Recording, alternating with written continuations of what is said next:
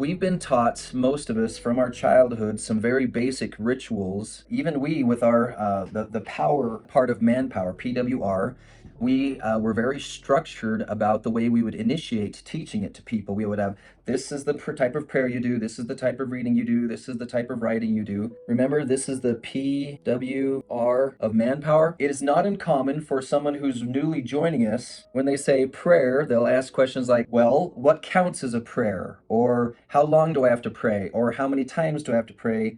And they start asking for a checklist. Then we have the same questions that come with writing. What counts as writing? How long do I have to write? How do I know if I've done it right or not? And then reading. What counts as reading? How long do I have to read? Let's step back and ask ourselves, what's the point of these three rituals? I want to connect with God. I don't want to spend time praying and have no connection. I don't want to spend time reading and have no rejuvenation. I don't want to spend time writing and not experience some type of a clarification. What if we discover creatively a different approach to these things that is not normal for you, that actually starts producing the right results? Let's remember, brethren, we have the ability to think outside of the box and think in ways that actually produce results. So I'm going to share my experience with this. There I was, following the rules as a missionary, doing my prayer, writing, and reading the way I was supposed to do it. I'd gotten past the greenie stage of being a missionary, and my new guy motivation was fading. And so I remember sitting there, getting my journal out and getting ready to follow my ritual of my normal journaling. And I'm like, no, we're not going to play this game anymore. I'm not going to do normal writing. I got the same thing over and over again.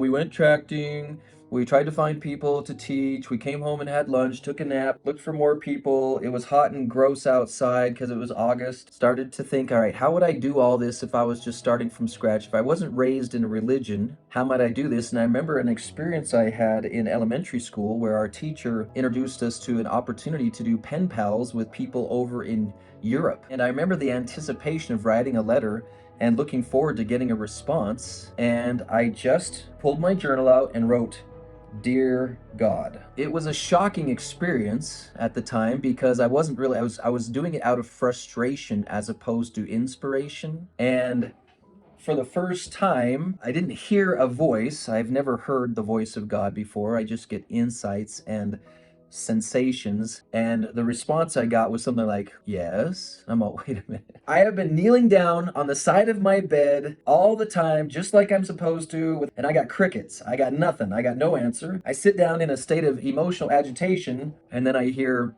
yeah, but you're sincerely agitated. I'm like, wait, what? He's all, you're supposed to be praying with sincerity, and you've been faking sweetness, niceness, and kindness when that's not your sincere emotion. Your sincere emotion is you're frustrated. Yeah, but you can't be frustrated with God. Then a New Testament scripture hits me in the head. And this is life eternal, that they might know him. Did you know you can be frustrated with God and it's not going to bother him? I'm all, what? What are you talking about? And then I just started writing like crazy. I remember writing about, I came on a mission and this girl that I left behind, and I just started slamming. This is not going as planned, da da da da da.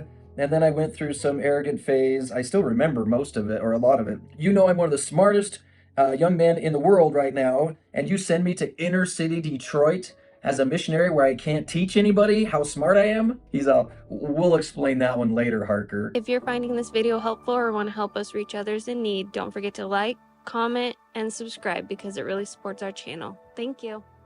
And I found out that one of the most powerful things I could do in my PWR process is letters to God. If you have not tried this, if you have any sense of gap between your brain and God, I invite you to combine writing and prayer into letters to God. For me, with my attention deficit disorder, which I just am all over the place when I pray or do anything, if I don't have a piece of paper in front of me, I don't even know what planet I'm on. So writing helps me stay linear and focused and concentrated. But I started reflecting on my manpower system. What it had begun is whenever I sat down, to have my connect with God ritual, I was discovering that I preferred to do a one sentence prayer with my reading book here and my writing tablet here, or vice versa. And I would say, Father, please be with me while I do this. Then I would start reading, and I would prime the pump of my brain by reading. And then I learned to stop reading when I had an idea and write it. And then I'd just have a letter to God going on one side of the page while I was doing my personal insights and revelations on the other side of the page.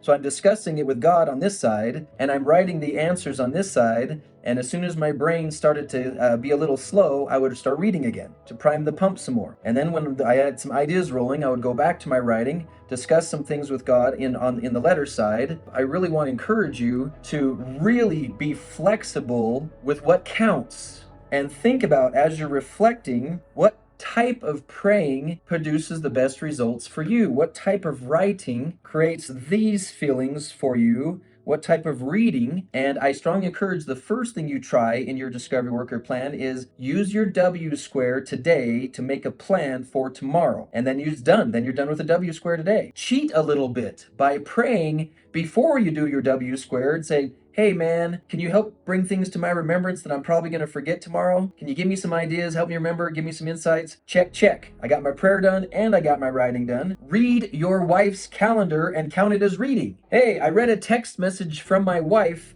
that had valuable information in it instead of ignoring it. Reading done, ka-check. You can't count that. What do you mean you can't count that? Does that count as reading?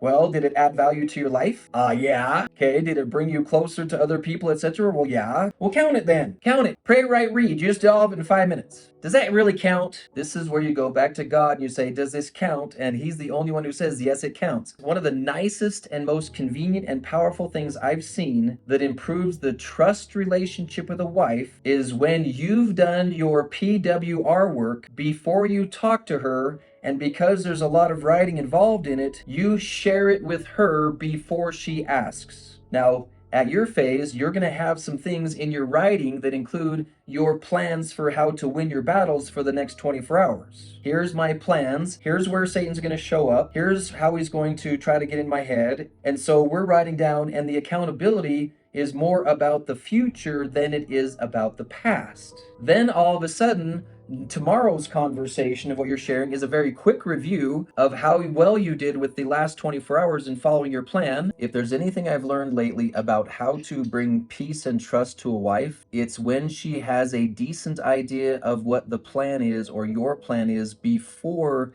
the day, and that you give to her voluntarily as opposed to her asking for it. It is one of the most powerful presiding principles I've come across in the last year, and I'm embarrassed to say I'm just barely starting to get good at it, but it's a game changer for my wife's comfort zone, because now she knows where I'm going, and her natural helpmeet instincts knows what she's going to be helping with without having to ask. She can now feel like a supporter instead of a director. She can now feel like she can get in harmony with me instead of accidentally contradicting. Now, it's required me to follow my own music. Like if you're going to play first violin in an orchestra and you want an orchestra, this part really drove me nuts. If I want to be in an orchestra with others, I have to follow music that is written, even if I'm the one who writes it, so that others can follow music also, so we can be in harmony with each other. Otherwise, I'm playing random notes, they're trying to harmonize with me, and how can I possibly expect people to harmonize with me if I'm playing random notes? I had a little slap on the back of the head from God saying, Maurice, what part of you're not a single man anymore do you not get? A single man can do whatever he wants whenever he wants because he's not worried about its impact on other people. But one of the most vital pieces of being a leader is you've got to tell people where you're going. And then you actually have to go there. And I'm all, my ADHD side's all screaming, like, I don't want to feel constrained. I don't want to feel tied down. I don't want to feel controlled. Well, do you want other people to harmonize with you or not? If you like playing by yourself, then you don't have to try to harmonize with anybody. But what we've accidentally had happen in our culture is